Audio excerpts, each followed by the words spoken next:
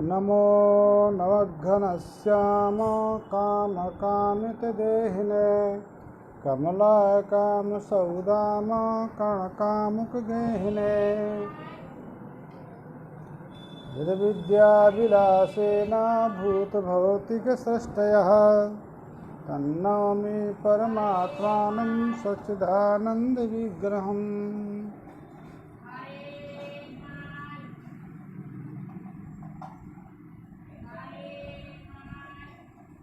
वेदांत परिभाषा के अनुमान खंड में व्याप्ति का स्वरूप विचार कर। व्याप्ति का लक्षण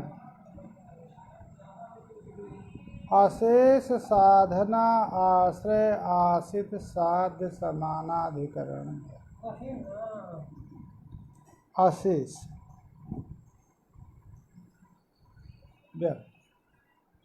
तो न शेषा अशेषा सकला सकलानि यानि साधनानि अशेष साधनानि तेषां साधनानां ये आश्रयाः गो चत्वर महानसादयः तेषु आश्रितं यत् साध्यं वन्यादिकं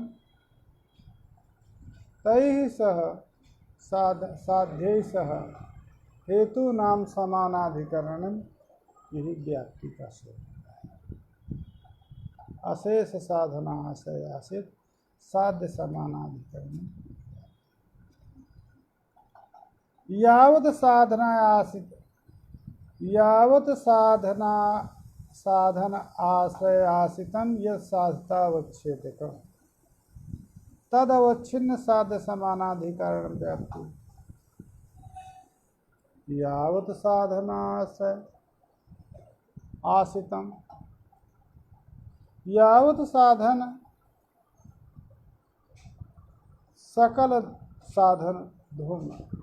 सकल धूम के आश्रय आश्रित जो साध्य तद साध्य समानाधिकरण व्याप्ति न करके साधतावच्छेद का यद साधतावच्छेदकम तद अवच्छिन्न साध्य समानाधिकरण ये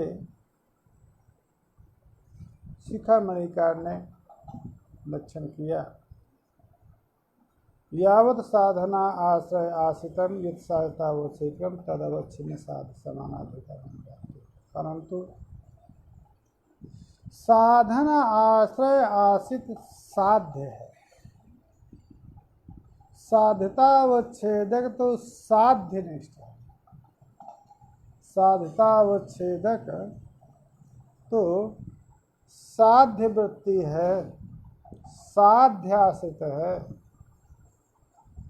यावत् साधन आश्रित तो साध्य है। तो कैसे साध्यतावच्छेदक कह दिया तो उसके लिए लिखा साध्यतावच्छेदक बन्यत्वादि साधनाश्रय महानसादि आश्रितत्वादिरमपि लक्षण न युक्तम्। इसलिए स्वाश्रय घटित परंपरा संबंध है न तस्य वृत्तित्वात्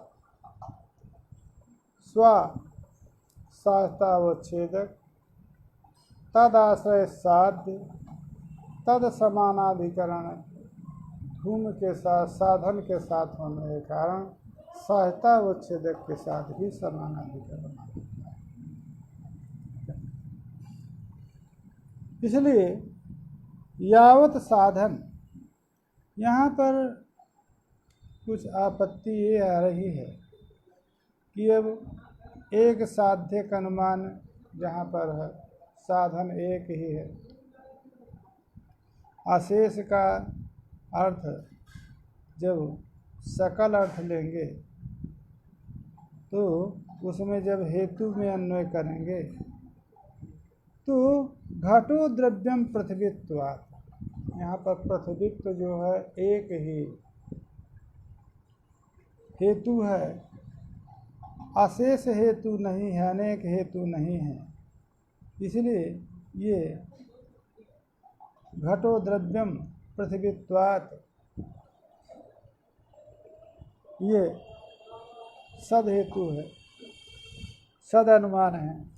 अब यहाँ पर पृथ्वीत्व रूप जाति तो एक है, और पृथ्वीत्व रूप जाति एक होने के कारण अशेष पद की व्यावृत्ति नहीं होगी। दूसरा, आश्रय में अन्वय करें अयं घटः एतद् रूपवान एतद् रसात्, यहाँ पर पक्ष एक है, अनेक पक्ष नहीं है।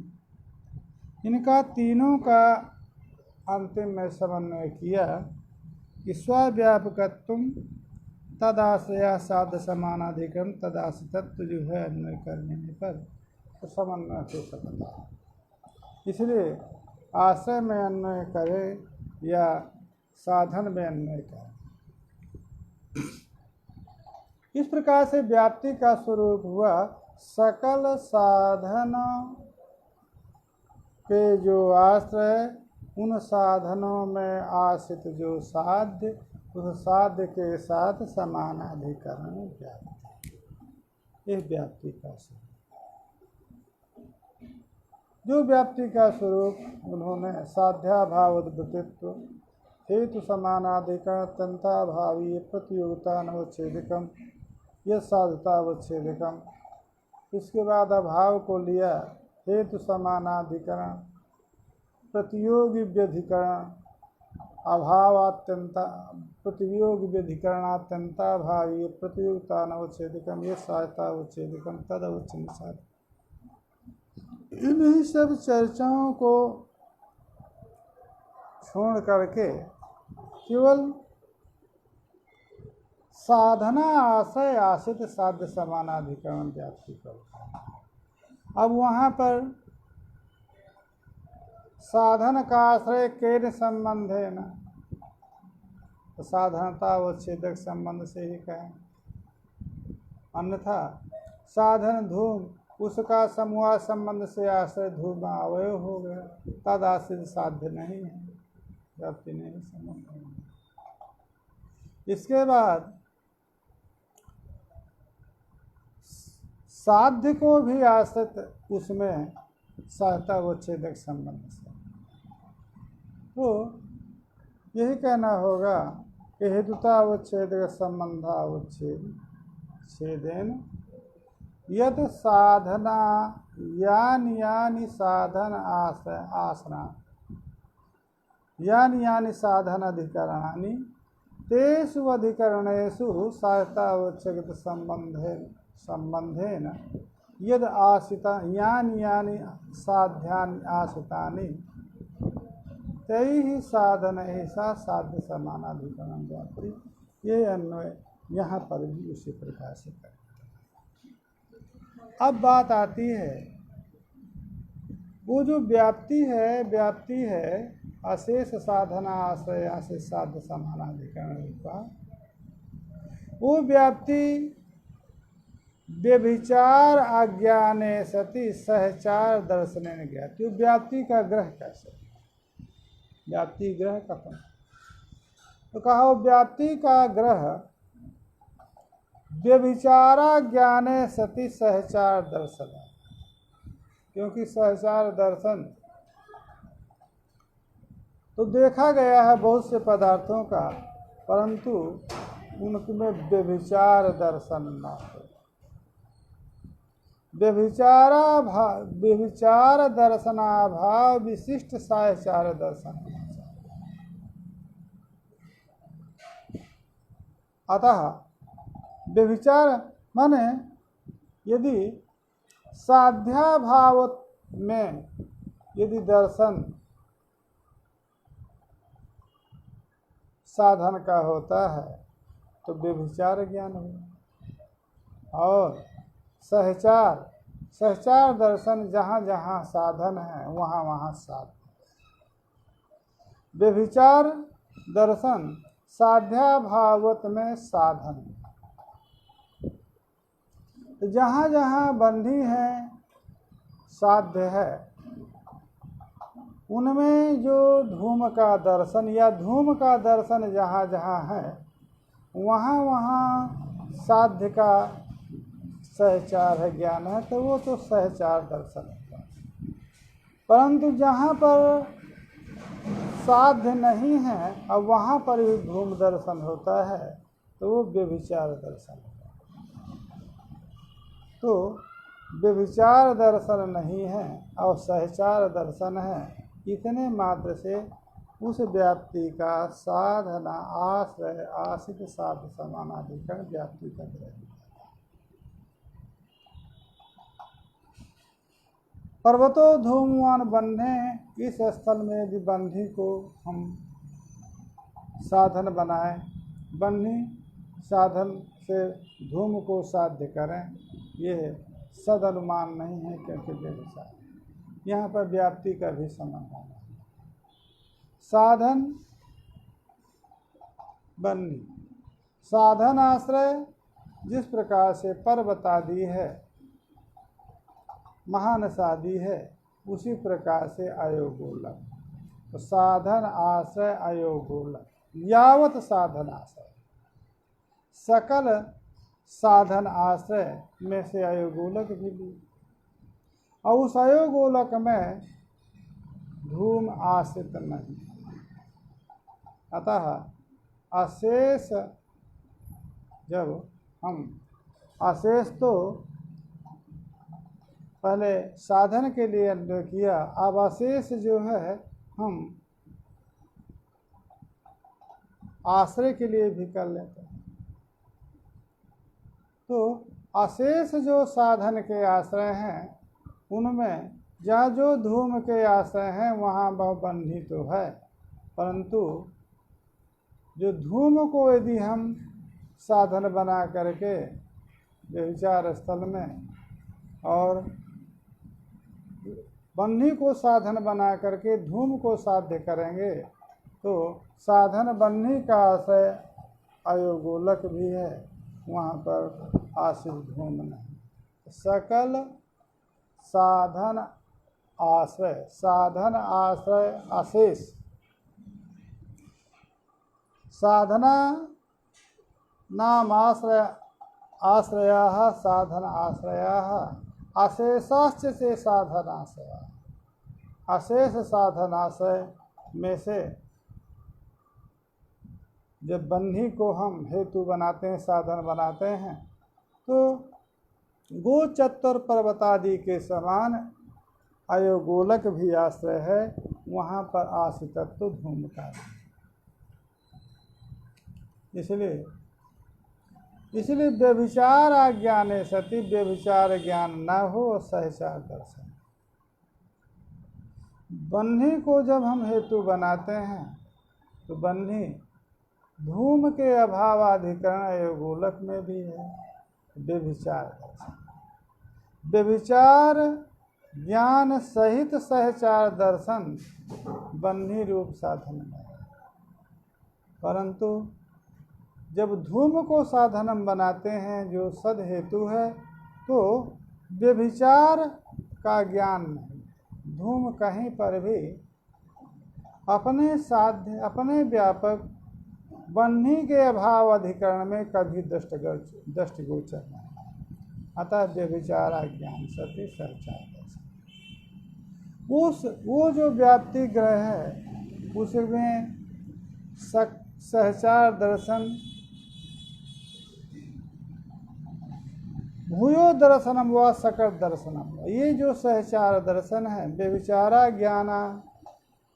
व्यभिचार ज्ञान विशिष्ट जो सहचार दर्शन है, वो सहचार दर्शन सकत सहचार दर्शन या भूया सहचार दर्शन कोई आग्रह नहीं। एक बार भी व्यभिचारा भाव विशिष्ट, व्यभिचार ज्ञान भाव विशिष्ट सहचार दर्शन हो जाता है, उतने मात्र से व्याप्ति ग्रहण हो जाता है, क्योंकि सहचार दर्शन ही प्रयोजक है। वो सहचार दर्शन अनेक बार या एक बार ये आग्रह नहीं है परंतु व्यभिचारक ज्ञान ना रहे, ऐसा जो सहचार दर्शन वही व्याप्ति का ग्राहक। अनुमान न्याय मत में 3 प्रकार के हेतु होने के कारण 3 प्रकार के अनुमान अनहेतु, 3 प्रकार के हेतु। एक अन्वय मात्र से जो अपने साध्य का साधक है वो अन्वय मात्र है, कोई विपक्ष स्थल नहीं है, वो केवल अन्वय है। अन्वय और व्यतिरेक उभय स्थल हैं, जिसके अन्वय के द्वारा भी और व्यतिरेक के द्वारा भी अपने साध्य का साधक यदि हेतु है तो अन्वय व्यतिरेक कोई सपक्ष है ही नहीं, ऐसा यदि हेतु है, केवल व्यतिरेक के द्वारा ही अपने साध्य का साधक है, केवल व्यतिरेक। 3 रूप जो है अनुमान के माने हेतु ज्ञान, हेतु 3 रूप से, हेतु 3 स्वरूप से, 3 विधा से साध्य का साधक होने का उसके 3 स्वरूप है। परंतु वेदांत मत में अन्वयी रूप रहे, न केवलान्वयी, न केवल व्यतिरेकी, न अन्वय व्यतिरेकी, अन्वयी रूप है। बस इतने से अतिरिक्त प्रश्न, केवलान्वयी नहीं, अन्वयी। क्यों? वहाँ स्थल तो मैं अन्वय व्यतिरेकी या केवलान्वयी, घटो विधेया प्रमेयत्वात् या घटो प्रमेया अविधेयत्वात् उभय, तो प्रमेयत्व अविधेयत्व सकल प्रमेय अविधेय वृत्ति धर्म होने के कारण कहीं पर प्रमेयत्व या विधेयत्व का अत्यंताभाव नहीं मिलता।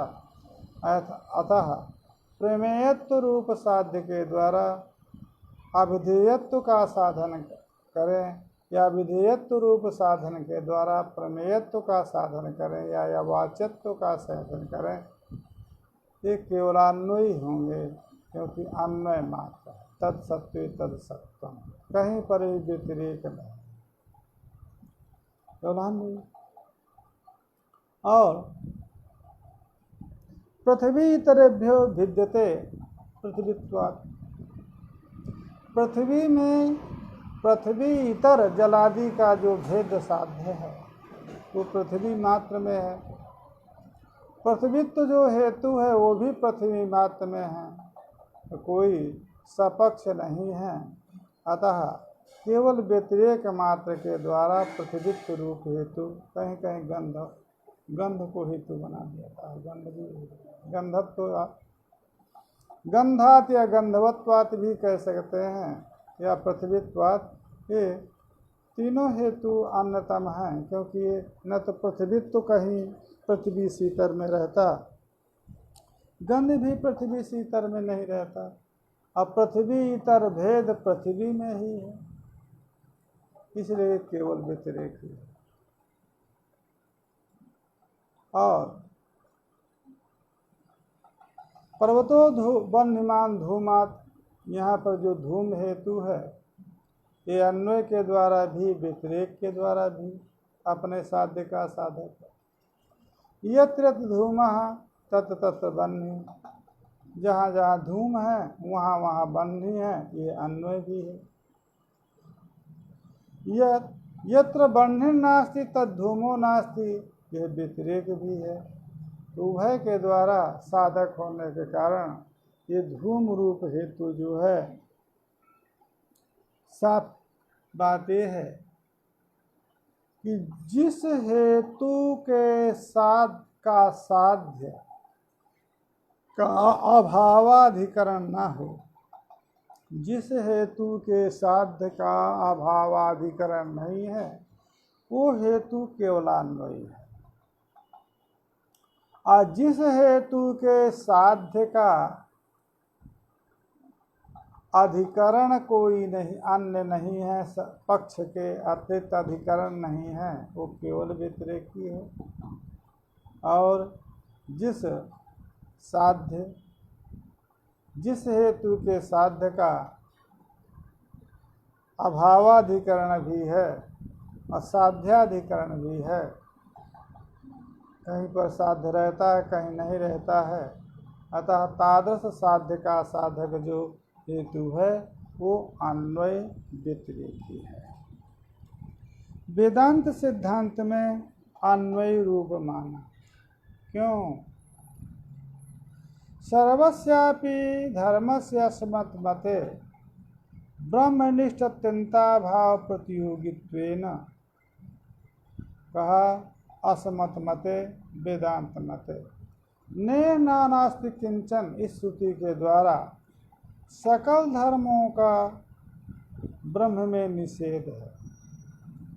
ब्रह्मनिष्ठ जो अत्यंता भाव तत्प्रतियोगित्व सभी धर्मों में है, ब्रह्म में सकल भाव पदार्थों का नेह नानास्ति किंचन श्रुति के द्वारा जब निषेध किया गया, तो ब्रह्मनिष्ठो यो अत्यंता भाव सर्वेषां वस्तूनां सभी वस्तुओं का है। तद अभाव प्रतियोगी सभी वस्तु हो गए, तद प्रतियोगित्व सकल वस्तु में हो गया। तो ये जो केवलान्वयी है, केवलान्वयी का लक्षण है अत्यंताभाव प्रतियोगित्व।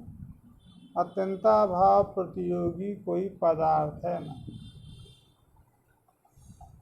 अत्यंताभाव प्रतियोगी, अत्यंताभाव अप्रतियोगी तो केवल आत्मा हो सकता है, परंतु आत्मा, उस आत्मा को अनुमान से साधन करने की कोई आवश्यकता नहीं है।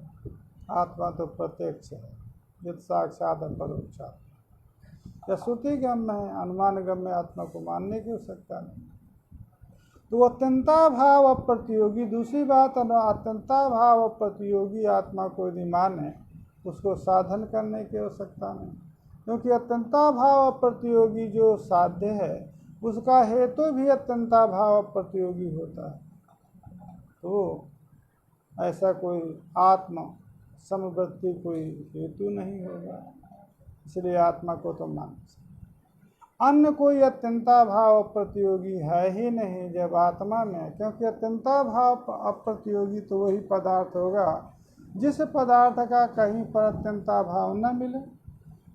वेदांत दर्शन में तो आत्मा में सकल पदार्थों का अत्यंता भाव है, तद प्रतियोगित्व ही है आत्मा। सकल पदार्थों में अप्रतियोगित्व तो है नहीं। तो अत्यंता भाव प्रतियोगी साधकत्व रूप जो केवलान्वयी है वो असिद्ध है, क्योंकि अत्यंता भाव प्रतियोगी कोई पदार्थ नहीं है, वो है साध्य जिसका, ऐसा केवलान्वयी। केवलान्वयी पर बात यह है कि जिसका साध्य का अत्यंता भाव कहीं पर न रहे, ऐसा अत्यंता भाव प्रतियोगी है साध्य जिसका, ऐसा जो हेतु है वो केवलान्वयी हेतु है। तो वेदांत सिद्धांत में तो कोई भी ऐसा पदार्थ नहीं है जिसका अत्यंता भाव आत्मा में न हो। अत्यंता भाव में, आत्मा में अत्यंता भाव सभी पदार्थों का होने के कारण कोई भी साध्य अत्यंता भाव अप्रतियोगी नहीं। ठीक है, तो व्यतिरेकीय हो जाए, अत्यंता भाव प्रतियोगी अत्यंता भाव प्रतियोगी न होने के कारण केवलान्वयी नहीं है, व्यतिरेकित्व हो जाए। कहा नाप्य अनुमान से व्यतिरेक रूपत्व, व्यतिरेक रूपता अनुमान की नहीं। क्यों? कहा व्यतिरेक रूपता क्या है? साध्या भावे साधना भाव निरूपित व्याप्ति ज्ञान। ये तो साध्यम नास्ति तत् साधनम नास्ति। व्यतिरेक व्याप्ति धी जननमिति कारणत्व व्यतिरेक व्याप्ति ज्ञान से जन्म जो अनुमिति कारण है उसको केवल व्यतिरेक ही कहेंगे। अब है क्या? साध्या भावे साधना भाव। साध्या भावाधिकरण में जो साधना भाव, तद साधना भाव निरूपित जो व्याप्ति ज्ञान है, वो व्याप्ति ज्ञान को साधनेन साध्य अनुमित अनुपयोगा, उसका यत्र साध्यम नास्ति तत्साधनम नास्ति। तो साध्य का अभाव साधन के अभाव का साधक है। साध्या भावे साधना भाव निरूपित जो व्याप्ति ज्ञान है, वो साधने न व्याप्ति ज्ञान से साध्यनुमिति में उसका तो उपयोग नहीं, अपितु यत साध्या भाव तत्साधना भाव, तो साध्य का भाव साधना भाव का ज्ञान है। साधन से साध्य की ज्ञापकता वहाँ पर कैसे मान लेते हैं नैयायिक लोग? अतः व्यतिरेक कोई व्याप्ति है ही नहीं। कथम तरई धूमादवन्वय अव्याप्ति मत विदुषा। अब पूर्व पक्ष हो रहा है कि जिसको धूम में बन्ही का अन्वय गृहीत नहीं, ये तो धूम तत्र बन्ही, यह अन्वय गृहीत नहीं है, अपितु व्यतिरेक गृहीत है कि जहाँ धूम का भाव बन्ही का भाव होता है वहाँ धूम का भाव होता है। उसको कैसे व्याप्ति अनुमिति होगी? आप यदि कहते हैं कि साध्या भाव साधना भाव का ज्ञापक हो सकता है, साध्या भाव साधना भाव का व्यापक हो सकता है, तद अनुरूपित जो व्याप्ति ज्ञान है, ज्ञान से साधने न, वो व्याप्ति ज्ञान को का साधन के साथ कोई अन्वय नहीं, अपितु साध्या भाव के साथ ही साधना भाव रूप व्यापक का साध्या भाव के साथ अन्वय है। इसलिए साध्यनुमिति में उसका उपयोग नहीं। अब इन्होंने कहा कि मान लीजिए किसी को अन्वय गृहीत नहीं हुआ, यत्र धूमः तत्र बन्ही, ये अन्वय गृहीत नहीं है, अपितु यत्र बन्ह्या भाव तद धूमो भाव, ये व्यतिरेक केवल गृहीत है। कैसे अनुमिति होगी? व्यतिरेक व्याप्ति ज्ञानात् अनुमिति कैसे होगी? कहा ये अनुमिति का विषय ही नहीं, ये तो अर्थापत्ति प्रमाण से, वो तो प्रमाणांतर है। तीनों देवदत्ता दीवाना भूमते। अब पीनत्वन्यथात्प्रत्या रात्रि भोजन कल्पना, तो वो तो प्रमाणांतर है, उसको अर्थापत्ति प्रमाण है, उसको जबरदस्ती इसमें घसीटने का क्या हो सकता है? जहाँ पर अन्वय गृहीत नहीं है, केवल व्यतिरेक गृहीत हो रहा है, तो वहाँ पर व्यतिरेक है, क्योंकि जो पीनत्व है वो भोजन के बिना अनुपन्न है। अतः दिन में भोजन नहीं है, रात की भोजन कल्पना करते हैं, अतः अर्थापत्ति प्रमाण का विषय है, केवल व्यतिरेक की अर्थापत्ति प्रमाण का विषय है। और केवलान्वयी व्याप्ति हो नहीं सकती, क्योंकि कोई केवलान्वयी पदार्थ है नहीं, क्योंकि आत्मा में सभी पदार्थों का अत्यंताभाव श्रुति बोधित करती है। अतः केवलान्वयी केवल व्यतिरेकी ये दो अनुमान नहीं हो सकते हैं, अपितु अन्वय अन्वयी केवल अन्वय होगा। केवलान्वयी में और अन्वयी में अंतर है। केवलान्वयी वो पदार्थ है जिसका अत्यंताभाव कहीं पर नहीं होता। अन्वयी माने अन्वय मात्र, तो अन्वयी तो अनुमान हो सकता है, परंतु केवलान्वयी अनुमान उसको कहते हैं कि जो साध्य जिस साध्य का अत्यंताभाव कहीं पर न हो तद साध्य का अनुमान केवलान्वयी है।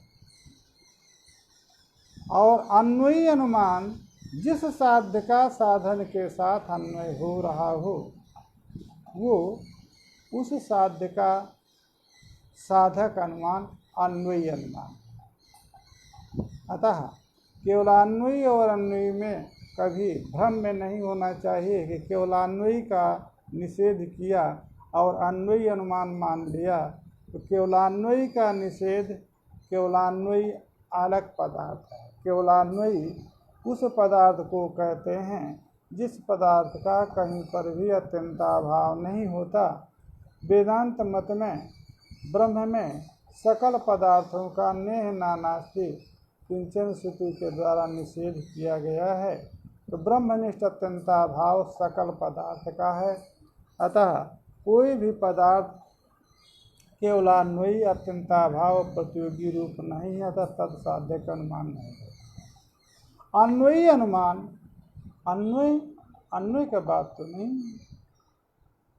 अन्वय माने साहचर्य दर्शन से समन्वित अन्वय माने यत्र धूमः तत्र बह्निः, तो धूम अन्वित साध्य का स्वान्वित साध्य साधक जो अनुमान है वो केवल अन्वयी अनुमान।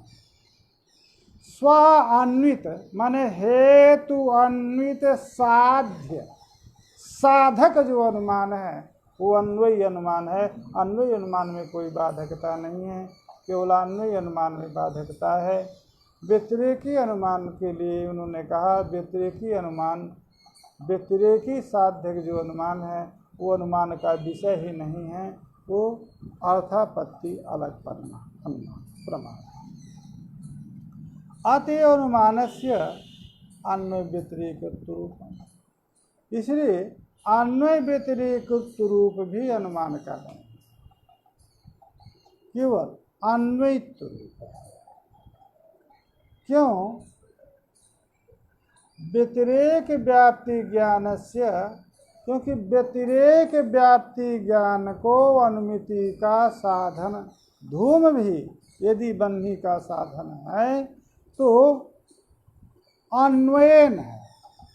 यत्र धूमः तत्र बन्ही अन्वयन है, बन्ही का साधक है।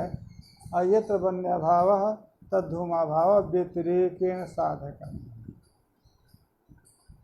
क्योंकि व्यतिरेक जो व्याप्ति है व्यतिरेक व्याप्ति ज्ञान का को अनुमिति का हेतु माना ही नहीं। अपितु व्यतिरेक ज्ञान व्यतिरेक ज्ञान तो अन्य विषय है, अर्थापत्ति प्रमाण का विषय है। व्यतिरेक व्याप्ति ज्ञान से जायमान जो साध्य का निश्चय है वो प्रमाणांतर का विषय है। इसलिए न अन्वय व्यतिरेकी तच्च अनुमानम, इतने अंश में कोई भेद नहीं। अनुमान स्वार्थानुमान परार्थानुमान। तब स्वार्थम तो उक्तम एवं, कहाँ कह दिया स्वार्थम उक्तम एवं, हो गए। जिस पुरुष ने हेतु और साध्य का साहचर्य दर्शन किसी को हुआ, वो पुरुष जो व्याप्ति गृहीत पुरुष है वो जब धूम दर्शन उसको होता है तो धूम दर्शन से व्याप्ति की असमति, अव्याप्ति असमति के उत्तर काल में उद्बुद्ध संस्कार का उद्बोध हुआ। संस्कार उद्बोध के उत्तर काल में अनुमिति हो जाती है स्वार्थानुमान को कह के। क्योंकि व्याप्ति का स्वरूप बताया, व्याप्ति का स्वरूप ये है। वो व्याप्ति के स्वरूप जब गृहीत हो गया साधन के साथ, व्याप्ति का स्वरूप है वो जब गृहीत हो गया, और जिसको गृहीत हुआ है वो व्याप्ति ग्रह जिसको है, वो जब वो धूम दर्शन करेगा तो वो जो व्याप्ति ज्ञान हुआ है उस व्याप्ति ज्ञान का संस्कार उद्बुद्ध हो जाएगा, और संस्कार उद्बुद्ध होने के उत्तर काल में मृत्यु। जो परार्थानुमान है, परस्य अर्थः प्रयोजन ज्ञापकत्व यस्मिन् अनुमान। पर प्रयोजनार्थ जो अनुमान है, पर ज्ञापनार्थ जो अनुमान है, वहाँ पर अवयवों का प्रयोग करना। पंच अवयव वाक्यों के द्वारा पर को व्याप्ति के ज्ञान का स्वरूप, व्याप्ति का स्वरूप, साहचर्य का स्वरूप, व्यापार का स्वरूप, पंच अवयव वाक्य जो है वहाँ प्रयोग किए जाते हैं। प्रतिज्ञा, हेतु, उदाहरण, उपनय और निगमन, ये न्याय में।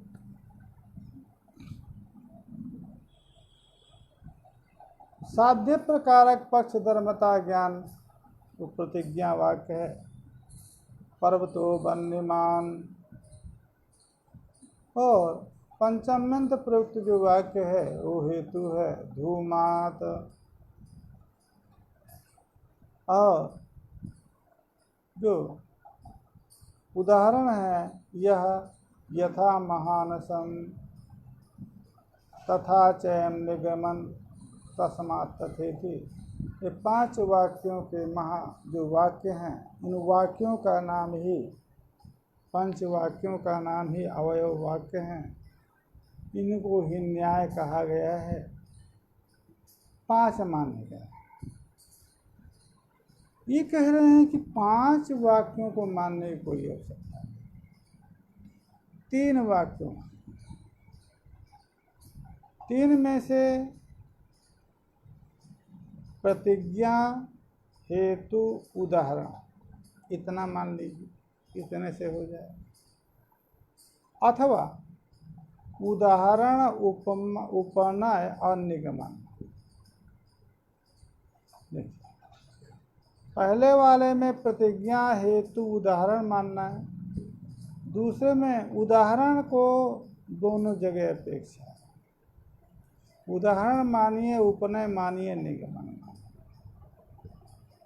पहला तीन माना, प्रतिज्ञा, पर्वतो वन्यमान, प्रतिज्ञा वाक्य के द्वारा वन्यत्व प्रकारक पर्वत विशेषक ज्ञान उदित हुआ। दूसरे को बताया गया कि यह पर्वत बनने वाला है, उसकी ये दृष्टि हुई कि बनने वाला ये पर्वत को है। अब ये बनने वाला क्यों है, तब उसको बता दिया धूम, धूम वाला है अतः बनने वाला है। अब उसको ये भी ज्ञान नहीं कि जो धूम वाला होता है वो बनने वाला होता है, ये भी ज्ञान नहीं है। तब उसको उदाहरण बता दिया, यथा महानस, महानस धूम वाला है तो बनने वाला भी है, अतः यह पर्वत धूम वाला है तो बनने वाला है। तीन वाक्यों के द्वारा ही अनुमान का ज्ञान हो, परार्थानुमान का ज्ञान होता है। अथवा इनको छोड़ दीजिए, इनको ना मानिए। उदाहरण, उदाहरण यथा महानसम, जिस प्रकार से महानस, तथा चयम तस्मात् तथेति। उदाहरण में कहेंगे यथा महानसम धूमवान तथा बन्धिमान, उदाहरण तथा चायम उसी तथा अयम पर्वतः धूमवत्वाद बन्हीमान तस्मात् तथे। जो जो बन्हीमान धूमवान होंगे वो बन्हीमान होंगे। इस प्रकार से उदाहरण और उपनय और निगमन के द्वारा भी यह बताया जा सकता है। तो तीन ही वाक्यों को मानने की अपेक्षा है, न तो पंचवय रूपाः, पंच अवयव की मानने की आवश्यकता नहीं है, क्योंकि अवयव तीन के द्वारा ही व्याप्ति, पक्ष, धर्मता का उपदर्शन यदि हो गया, व्याप्ति और पक्ष धर्मता दो का उपनय जितने से हो जाए उतने से अनुमिति होगा। व्याप्ति क्या चीज़ है और पक्ष धर्मता, व्याप्ति विशिष्ट धूम की पक्षवृत्तिता, यह जितने अवयव जितने वाक्यों से अवयव वाक्यों से हो सकता उतने से ही अनुमिति हो जाएगी।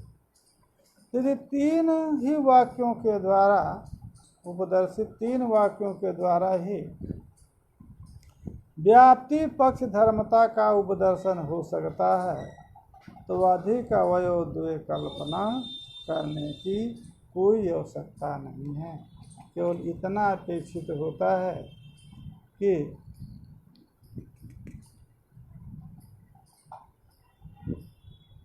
व्याप्ति का स्वरूप ज्ञात हो जाए, व्याप्ति और पक्ष धर्मता ज्ञान, पक्ष वृत्तिता ज्ञान जितने से, तो व्याप्ति का स्वरूप ज्ञात हो जाए। व्याप्ति के स्वरूप ज्ञात होने पर साध्य और हेतु का, साध्य और साधन का साहचर्य ज्ञान हो जाएगा और साध्य साधन सहचरित जो हेतु है उसकी पक्षवृत्तिता ज्ञान होने पर अनुमिति हो जाएगी। इतने के लिए यदि तीन वाक्यों से संभव है तो पांच वाक्यों की आवश्यकता है। इस प्रकार से अनुमान के स्वरूप का निरूपण पूर्णतया हो गया, कोई ज़्यादा आवश्यकता नहीं। अनुमान क्या है, व्याप्ति ज्ञान, व्याप्ति क्या है उसको बता दिया, आशय साधन आश्रय आश्रित, इसके बाद स्वार्थानुमान के बाद परार्थानुमान में तीन वाक्यों के द्वारा ये आपका अनुमान का विवेचन हो गया, सब बता दिया। अपना नया सिद्धांत परामर्श रूप व्यापार को मानने की आवश्यकता नहीं है, अपितु अवान्तर संस्कार आदि सब बता दिया। अनुमान तीन प्रकार का होगा, तो तीन पर केवल अन्वयी केवल अनुमान होगा, केवल अन्वयी केवल व्यतिरेक अन्य विपरीत और कोई अनुमान के स्वरूप नहीं होगा। सब विवेचन करने के बाद एवं अनुमाने निरूपिते, इस प्रकार से अनुमान का स्वरूप निरूपित हो जाने के बाद ब्रह्म भिन्न निखिल प्रपंच की मिथ्यात्व सिद्धि, अनुमान का स्वरूप बन गया। ब्रह्म भिन्नम सर्वम मिथ्या ब्रह्म भिन्नत्व, यह अनुमान का। अब यहाँ पर यद यद ब्रह्म भिन्नम तत्तद मिथ्या, तो ब्रह्म भिन्न जो यावत पदार्थ है वो यावत पदार्थ मिथ्या है। अच्छा, तो ब्रह्म भिन्नत्व ब्रह्म से अतिरिक्त में है और वहाँ पर मिथ्यात्व है। अब मिथ्यात्व का स्वरूप आगे बताएंगे, परंतु ये समझिए मिथ्यात्व ब्रह्म से भिन्न, अली का अतिरिक्त सकल पदार्थ मिथ्या है। ब्रह्म भिन्न क्योंकि जो अलीक पदार्थ है वो मिथ्या नहीं है ब्रह्म भिन्न होने पर भी। तो ब्रह्म भिन्न निखिल प्रपंच की मिथ्यात्व की सिद्धि अनुमान के द्वारा ही होगी। उसको बताया ब्रह्म भिन्नम सर्व मिथ्या ब्रह्म भिन्नत्वात् यदेवं तदेवं यथा सुक्ति रूप, क्योंकि अन्वयी है, यन्नयम तन्नयम नहीं कहेंगे, यदेवं तदेवं सुक्ति। सुक्ति रूपे ब्रह्म भिन्न है, सुक्ति रजत प्रातिभाषिक रजत, ब्रह्म भिन्न है और मिथ्या है। तो जो जो ब्रह्म भिन्न है वो सकल मिथ्या है। ये अनुमान का अवयव 3 के द्वारा अनुमान जो है, क्योंकि यदि आप कहें कि दृष्टांत जो सुक्ति रूप है, वो सुक्ति रूप मिथ्या कैसे है, कहा इसको हम पूर्व में बता चुके हैं। प्रत्यक्ष में ही बता दिया है जो दृष्टांत सुक्ति रूप है, ये सुक्ति रूप सुक्ति अवच्छिन्न चैतन्य विषय का विद्या का परिणाम है, अनिर्वचनीय है, सद सद विलक्षण है, मिथ्या है, ये पूर्व में बताया जा चुका है। अतः दृष्टांत में मिथ्यात्व को पूर्व में सिद्ध कर दिया गया है प्रमाण से। अतः दृष्टांत में मिथ्यात्व नहीं है ये नहीं कह सकते हैं, वहाँ पर उसमें साधन कर। और यदि कहें कि ब्रह्म भिन्नत्व तो ये हेतु प्रयोजक नहीं है, ना प्रयोजकत्व, कहा ब्रह्म भिन्नत्व तो ये प्रयोजक नहीं है हेतु, ऐसा भी नहीं कहा जा सकता है, क्योंकि सुक्ति रूप रज्जु सर्पादि में जो मिथ्यात्व है वो मिथ्यात्व के साधन में ब्रह्म भिन्न से ही लाघव, ब्रह्म भिन्नत्व को ही लाघव रूप से प्रयोजक माना जाए। अतः ये जो ब्रह्म भिन्नत्व है, ये जो हेतु है, ये हेतु में कोई अप्रयोजकता हेत्वाभास आदि कुछ नहीं। क्यों? जो ब्रह्म से भिन्न है तो ब्रह्म भिन्नत्व रहेगा, और वो जो ब्रह्म से भिन्न है वो सभी मिथ्या है। अतः मिथ्यात्वाभाव वृत्ति नहीं है, व्यभिचार नहीं है। अब ब्रह्म भिन्न जो मिथ्या जो पदार्थ है उसमें ब्रह्म भिन्नत्व है ही, स्वरूपादि सिद्धि। इसलिए अप्रयोजकत्व माने हेत्वाभास रूपता इसमें नहीं है। और लाघव यही है कि सुक्ति रूप रज्जु सर्पादि में, क्योंकि अन्य अनेक आचार्यों ने दृश्यत्व परिच्छिन्नत्व जड़त्वादि को भी हेतु माना है, कहा उससे लाघव यही है कि भिन्नत्व को भी हेतु ब्रह्म भिन्नत्व को मान लिया। अब बात आती है कि ये जो मिथ्यात्व पदार्थ है, साध्य है, ये मिथ्यात्व साध्य के स्वरूप की अवगति जब तक नहीं होगी तब तक मिथ्यात्व का साधन कैसे करें, क्योंकि आप प्रसिद्ध साधक के अनुमान नहीं होता है। साध्य की प्रसिद्धि होनी चाहिए। सुक्ति रूप ही यदि मिथ्या है तो उस मिथ्यात्व क्या चीज़ है? सुक्ति मिथ्यात्व का पहले ज्ञान हो अन्य प्रमाणांतरों से, तब अनुमान के द्वारा मिथ्यात्व का साधन। प्रत्यक्षादि प्रमाणों से ज्ञात ही बन्ही का जब इंद्रिय सन्निकर्ष नहीं है जिस स्थल में, वहाँ तत्सहचरी धूम के द्वारा ज्ञान किया जा सकता है। अप्रसिद्ध जो साध्य है उसका अनुमान के द्वारा साधन करेंगे तो साध्य प्रसिद्धि दोष बाधक। यदि अप्रसिद्ध साध्य की भी अनुमान के द्वारा साधना करना चाहें, साध्य सिद्धि करना चाहें, तो सस विषय आदि की भी सिद्धि होने लगेगी। अतः सबसे पहले मिथ्यात्व स्वरूप ज्ञान का ज्ञान अपेक्षित है। इसके उत्तर काल में ही मिथ्यात्व के लक्षण को हम मिथ्यात्व का साधन कर सकेंगे। अतः कल हम मिथ्यात्व स्वरूप निर्वचन करेंगे। हो सकता है कल समाप्त हो जाएगा वेदांत अनुमान करने की। ओम हरि ओम तत्सत हरि ओम तत्सत।